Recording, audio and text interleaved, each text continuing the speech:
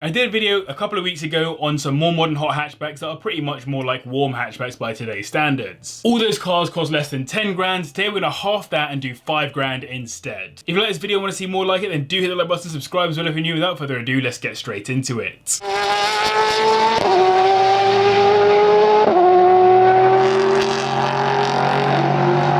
The Skoda Fabia VRS from the first gen Fabia very quickly gained a cult classic status, particularly amongst diesel lovers, thanks to its 1.9 litre TDI inline-4 engine, which makes 130 brake horsepower, taking it to 60 in a manufacturer stated time of 9.2 seconds. In reality though, this car has proven to go much faster than that, as it's quite easy to get more torque out of that PD130 engine, which is also known to be a pretty reliable engine with generally cheap replacement parts too. Even stock it's been tested at doing 7.1 seconds. This was the first exclusively diesel hot hatch, as there was no petrol equivalent, and it has a nice 6-speed manual box too, helping it to win Diesel Car of the Year in 2003. It proved itself to be faster than rivals like the Mini Cooper around racetracks, and I think it does a good job of combining Skoda's cheaper vibes with some nice aggressive exterior and interior features. These start at around £2,500 and 5 grand will get you a high mileage 2006 example. Next up we have the Toyota Yaris T-Sport. Yes, it's not quite a GR Yaris, but for 6 times cheaper you're still getting a nice little 1.5 litre inline-4 engine, which makes 103 brake horsepower, the lowest on this list, taking it to 60 in 8.7 seconds. So you're not setting the world alight in one of these, but one amazing thing about it is that I've proven it can be generally insured very cheaply for young drivers, even brand new ones. As a first car, those kinds of specs out of a pretty reliable little warm hatch that has the extra sporty flary bits on the exterior is not bad at all, and definitely an objectively cooler car than my first. While it does have some basic changes to the aesthetics, which are supposed to be rally sport stylings in line with the Asian market version of the car,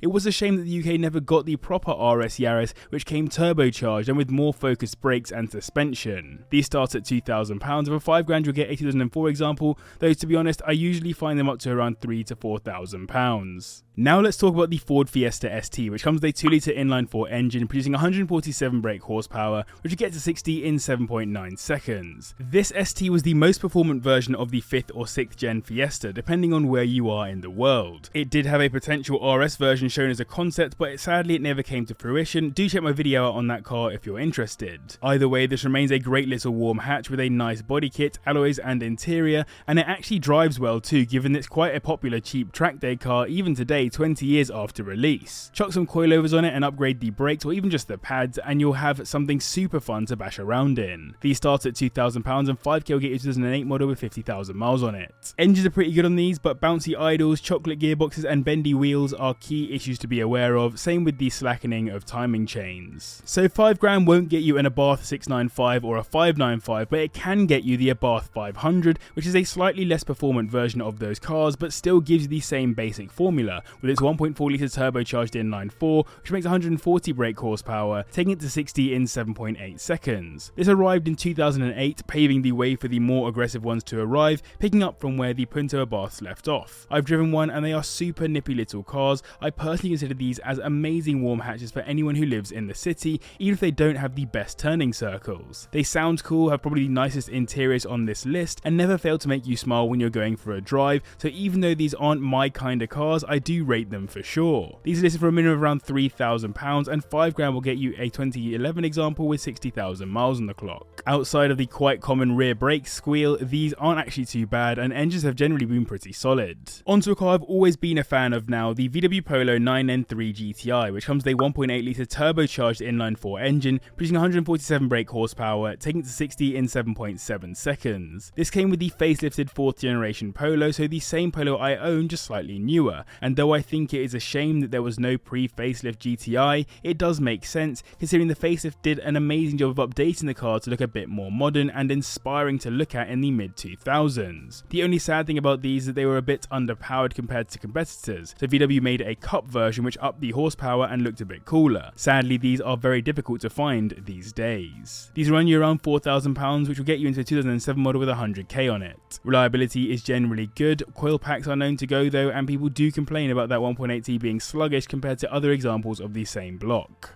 So I hope you're enjoying this video. If you are, do hit the like button. 1,000 likes to make the same video again under, let's say, £20,000 instead. And if you're new here, then do hit subscribe for 2 videos a week and go check out the merch store at carswithjb.com. On to the top 5 now, and in 5th we have the Mini Hatch Cooper S from the 2nd gen new Mini, which comes with a 1.6 litre turbocharged inline-4 engine, which puts out 181 brake horsepower, taking it to 60 in 7 seconds. Though I've never gotten fully on board with these, you have to rate how they drive. I was pleasantly surprised by how nicely this chassis handles. They're not super rapid, but they do very much capture what it is to be a hot hatch. They'd be perfect for cruising down a B road. You'll find this is anywhere from around £1,500, making it the cheapest car on the list, and for £5,000 you'll get a 2012 model with the newer, more reliable engine with around 100k on it. And when I say that, I mean that before the engine swapped in the early 2010s, the older engines were known to have some terrible, catastrophic failures, so do try to go newer to mitigate this risk.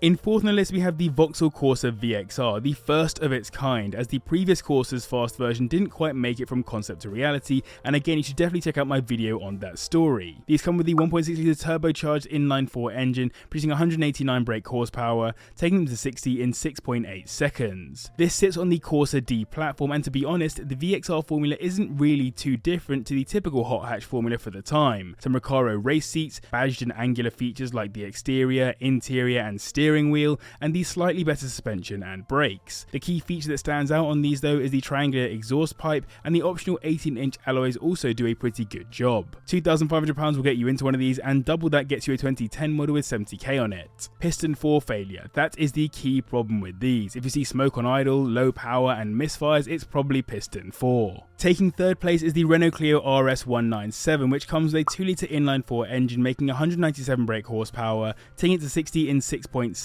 seconds. In the battle of the warm hatches in the mid-2000s, I think the Clio RS really could have been the top dog if it wasn't for the horrendous reliability resulting from the gearbox synchros. That has genuinely caused some owners to have to replace gearboxes more than once, which simply cannot run on a cheap warm hatch. But ignoring that, I think these look really good, sound great and go well too, and like some of the other cars on this list, they make for great cheap track cars, helped by the F1 inspired rear diffuser and brake cooling vents. These start at around £3,000, and 5k is enough for a 2008 model with 50k on it. The BMW 123D is another fast diesel hatchback, being the most powerful car on the list thanks to its 2 litre turbo diesel inline-4 engine, which makes 201 brake horsepower, taking it to 60 in 6.7 seconds. Now this first gen BMW 1 Series obviously wasn't the first hatchback made by the BMW brand, but it is the badge that we most commonly attribute to hatchbacks, and while the 135i or these days the M145i or equivalent are the hottest versions, the 123D offered some pretty insane performance and tunability for the price. You can get it in both SE and M Sport specs, but the only thing that really changes is a bit of the aesthetics, which for me makes it even clearer that you'd probably go for the more aggressive looking M Sport. These start at £2,000, with £5,000 getting you into a 2011 model with 100k on the clock. Timing chains have caused problems for some owners, but in general these have been pretty good, with relatively low failure rates. Taking the top spot in this video is the closest thing to a fully hot hatch on this list, the FN2 Honda Civic Type R, which comes with a 2 litre inline-4 VTEC engine,